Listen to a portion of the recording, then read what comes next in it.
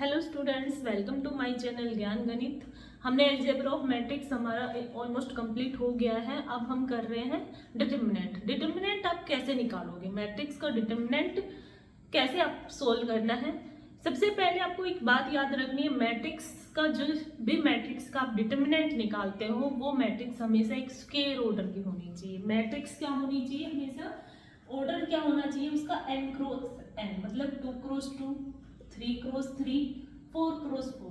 अगर matrix square order की matrix है तो ही डिटर्मिनेंट आप निकाल सकते हो।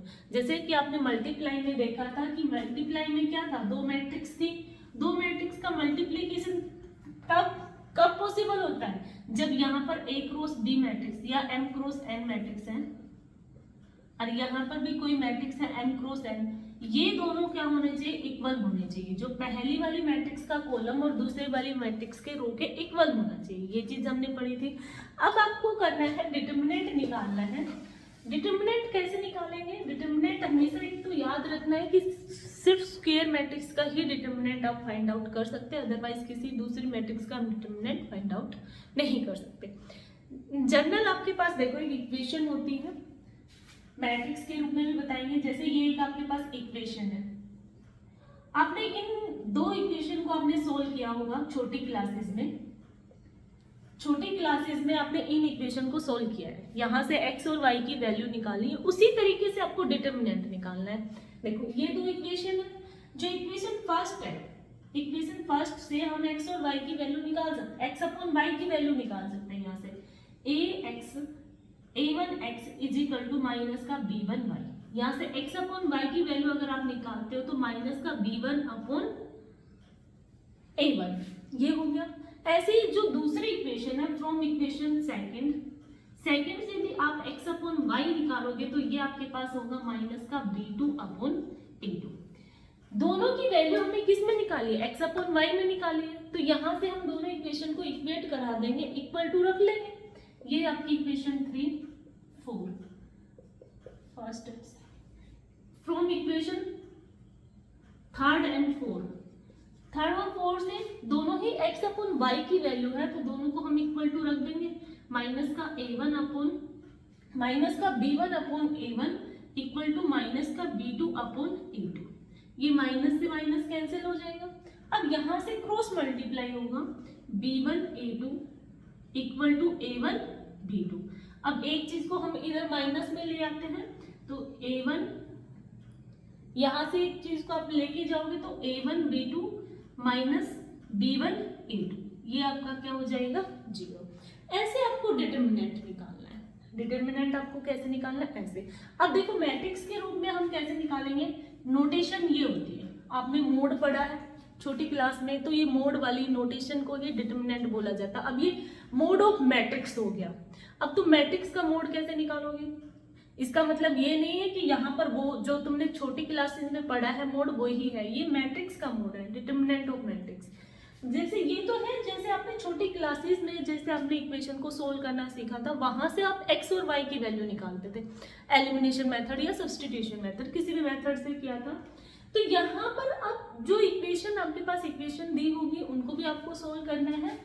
अगर आपके पास 2 क्रॉस 2 ऑर्डर की एक मैट्रिक्स दी हुई है, अब आप इस मैट्रिक्स का डिटर्मिनेंट कैसे निकालोगे। इस मैट्रिक्स का डिटर्मिनेंट देखना ये ही निकल के आएगा।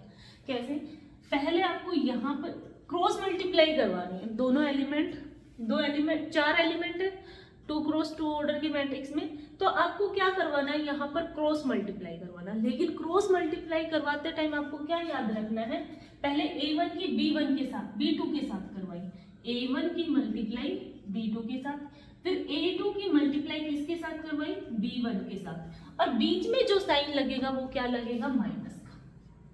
ये होता है आपके पास डिटर्मिनेंट ऑफ ए, मैट्रिक्स का डिटर्मिनेंट निकालने का तरीका।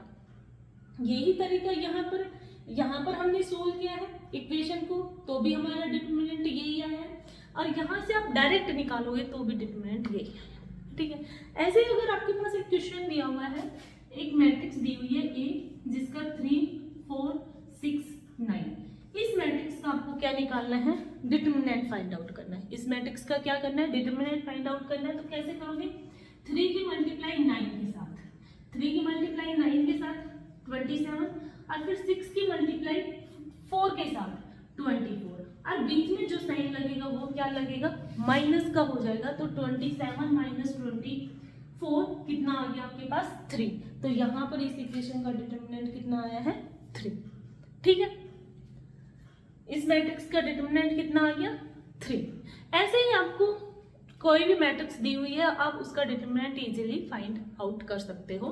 अब आपके पास ऐसे ही आता है कि आपके पास अगर 3 ऑर्डर 3 की मैट्रिक्स है तो आप कैसे डिटरमिनेंट फाइंड आउट करेंगे।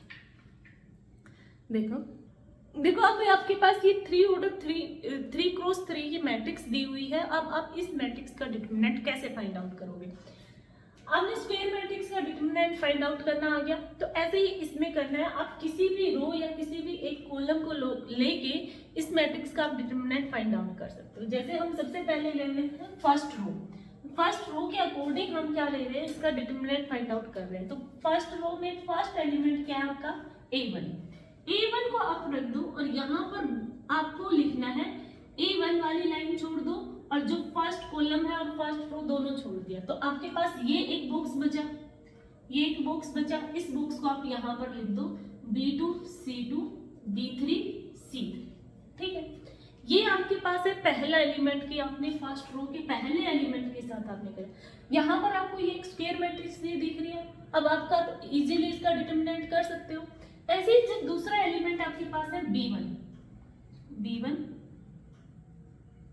यहाँ पर देखो जो B1 है, B1 जिससे कराओगे B1 की मल्टीप्लाई यहाँ पर मैट्रिक्स आएगी।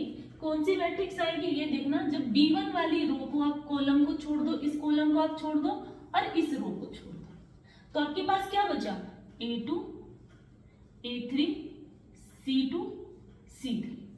अब यहाँ पर आता है माइनस का साइन। वो माइनस का साइन कैसे आता है, देखो यहाँ पर भी आपके -1 का आप प्लस का ही साइन लगाओ, -1 की पावर 1 मतलब I और J यहाँ पर कौन सा एलिमेंट है A11 है, तो यहाँ पर इसकी पावर क्या होगी 1 + 1। यहाँ पर ये कौन सा एलिमेंट है A12, तो ये -1 की पावर 1 + 2। ठीक है, अब आपको निकालना है, अब इसी रो के C1 से कराना है, तो यहाँ पर जो -1 की पावर क्या होगी 1 + 3 और C1। ये मैट्रिक्स कौन सी बनेगी भाई, ये मैट्रिक्स है तो आप ये वाला कॉलम छोड़ोगे,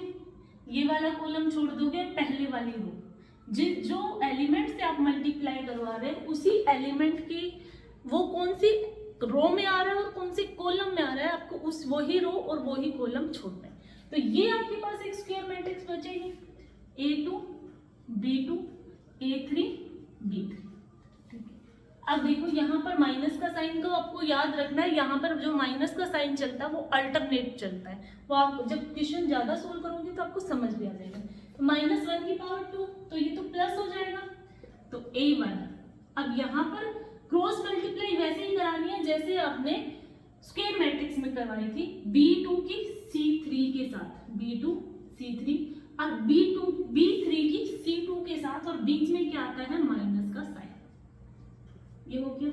अब यहाँ पर -1 की पावर कितनी होगी 3, तो यहाँ के क्या साइन आ जाएगा माइनस का B1। ऐसे A2 की मल्टीप्लाई C3 के साथ और A3 की मल्टीप्लाई C2 के साथ, और बीच में माइनस का साइन आता है। यहाँ पर -1 की पावर क्या हो जाएगी 4 हो जाएगी, तो प्लस हो जाएगा, फिर C1 में A2 की मल्टीप्लाई B3 के साथ और A3 की मल्टीप्लाई B2 के साथ, और बीच में क्या आ जाएगा माइनस का साइन। ये इस तरीके से आपको क्या निकालना है डिटरमिनेंट ऑफ मैट्रिक्स। डिटरमिनेंट आप फाइंड आउट कर सकते हो। सबसे पहले आपको बिल्कुल सिंपलेस्ट इस फॉर्म में चलना है। आप धीरे धीरे जितना प्रैक्टिस करोगे तो आप डायरेक्ट भी कर पाओगे। ठीक है, अब देखते हैं हम एक क्वेश्चन के अकॉर्डिंग हम इस मैट्रिक्स का डिटरमिनेंट कैसे निकालेंगे। जैसे आपके पास एक मैट्रिक्स है 2 -4 3 3 1 2 7 6 1। ये आपके पास एक मैट्रिक्स है। इस मैट्रिक्स का आपको क्या फाइंड आउट करना है, डिटरमिनेंट फाइंड आउट करना है। डिटरमिनेंट फाइंड आउट कर सकते हैं, जैसे इस मैट्रिक्स को A मान लिया और इसका हमें क्या निकालना है डिटरमिनेंट। अब कैसे निकालोगे डिटरमिनेंट, हम फर्स्ट रो से निकाल रहे हैं डिटरमिनेंट।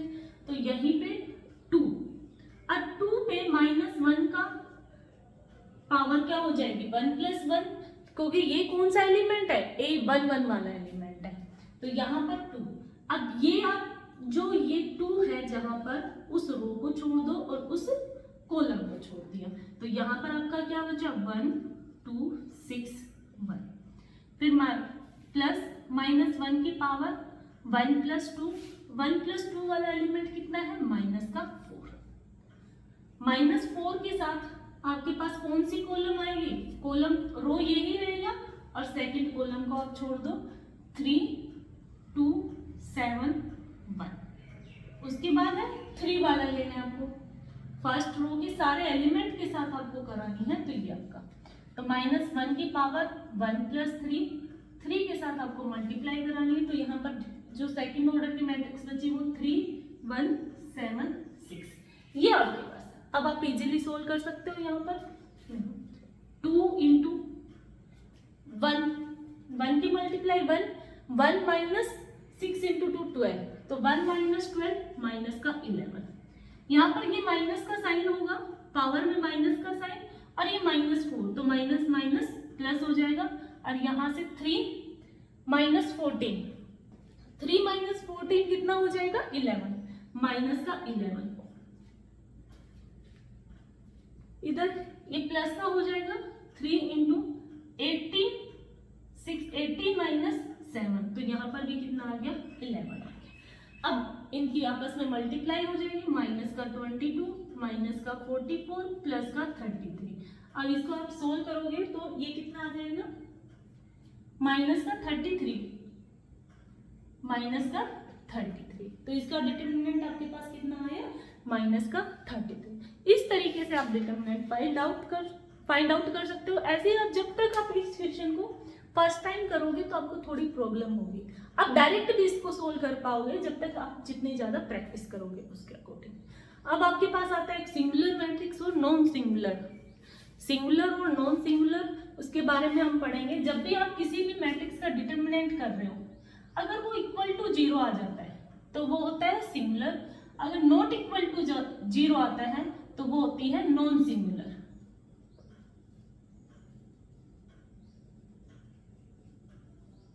ये चीज हम नेक्स्ट वीडियो में पढ़ेंगे। आज हमने सीखा डिटरमिनेंट निकालना, अब हम इसके आगे क्वेश्चन करेंगे। आज के लिए इतना ही, बाकी हम नेक्स्ट वीडियो में करेंगे।